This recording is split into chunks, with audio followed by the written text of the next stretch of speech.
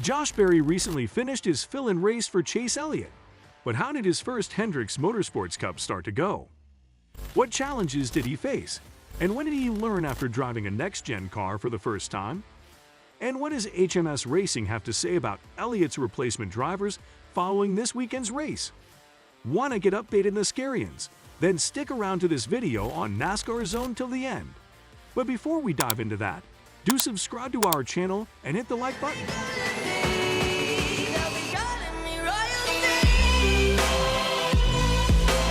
Berry, who races full-time in the Xfinity Series for Junior Motorsports, was called in as a last-minute replacement driver for Chase Elliot at Las Vegas International Speedway on Friday. Last week, Josh Berry thought he was just doing his usual job with Junior Motorsports. Today, he will compete in the Pennzoil 400 in place of Chase Elliot. Elliott will have to sit out numerous NASCAR races this year due to an injury he sustained while skiing. He will not be able to compete this weekend. On Friday, he fell and shattered his tibia, which necessitated surgery. Josh Berry will be the one behind the wheel of the number 9 Napa Chevy Camaro. The Xfinity Series driver, who is 32 years old, faces a difficult challenge. Berry has competed in the Cup Series twice before in the past. The races, on the other hand, were started for Spire Motorsports. Hendricks Motorsports is a whole other animal. I mean, without a doubt, it's going to be a great challenge for me. But, you know, a great challenge comes great opportunity for me to learn and grow as a driver and work around a lot of really talented and smart people here at Hendricks Motorsports. So we're just taking it one lap at a time, one day at a time, just going to try to – I don't think our expectations are, you know, we don't really have any expectations at this point, right? We're going to try to get to this practice and qualifying.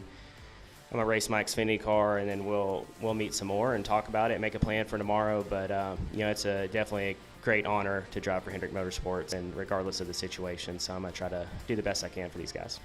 Berry struggled mightily during the race as he attempted to work his way up through the field after getting off to a slow start in position 32. Berry was behind by one lap after the first stage, and because there were no caution periods during the first two stages, he had very few opportunities to make up any lost ground. In the last stage, he was unsuccessful in avoiding the wall at one point. In the end, he crossed the finish line in 29th place, 2 laps behind the winner and fellow Hendrick teammate Byron. It was a lot of fun. The first 2 stages, you know, really we just needed a caution in there. Maybe one, we would have probably been able to stay on the lead lap, have a little bit better result throughout there. But it's kind of worst case scenario that it went green so long. But yeah, it was fun. I learned a lot. I think through kind of towards the end of the second stage, start of the third stage, we found a little bit of time, and the guys were pretty happy with how we were running.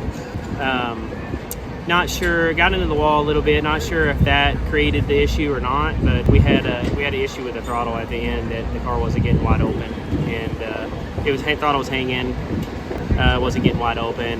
You know, a little bit of issues there. I'm not totally familiar with these cars enough to know to speak on exactly what it was, but definitely hurt us there at the end. What are your thoughts on Josh Berry's struggles while filling for Chase Elliot? Let us know in the comments section below. And also, do subscribe to our channel and press the bell icon for more updates. So how was this a learning experience for Berry? Berry was successful in avoiding any major issues during the race, which was marked by intense competition between his colleagues for the lead position, which ultimately resulted in HMS cars finishing 1, 2, 3. Yeah, at times I thought the first 2 stages went pretty well.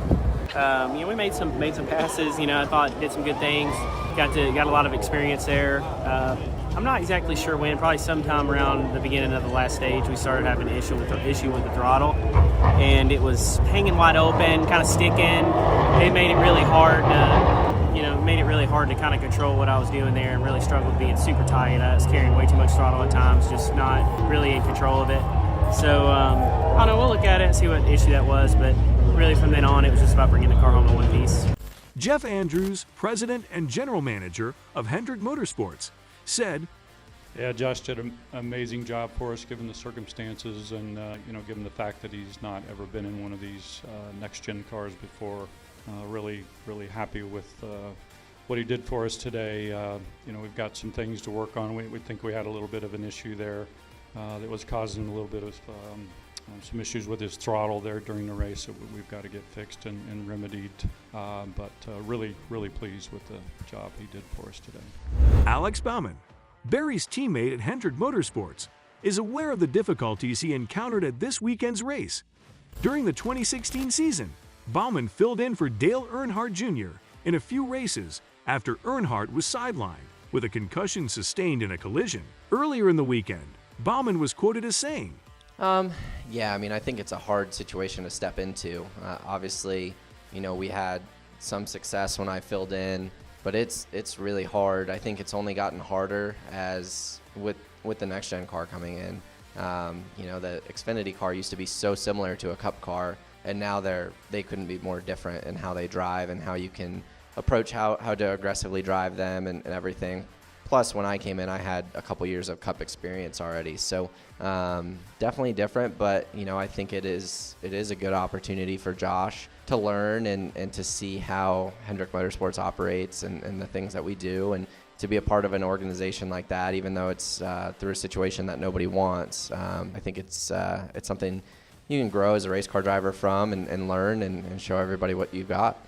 After Sunday's race in Las Vegas, Hendrick Motorsports has not disclosed who will continue to drive the number 9 car until Elliott is back behind the wheel.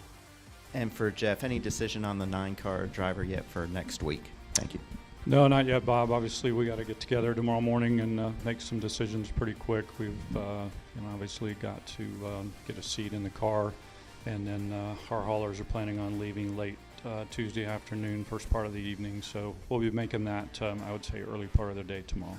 After which Chase Elliot appreciated Josh on his Twitter handle. He said, "In all honesty, the support that I've received over the past few days is much greater than I deserve to have received at this point.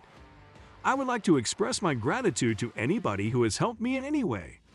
Let's show some appreciation today for Josh Berry and the rest of the NASCAR Racing team." Now let us get to the update on Hendricks Motors' announcement of fill-in drivers for Elliott, who is expected to miss 6 weeks. Josh Berry will be behind the wheel of the number 9 Chevrolet Camaro, owned by Chase Elliot, once again this weekend at Phoenix Raceway. This is due to the fact that the defending champion of the 2020 series is still recovering from an injury.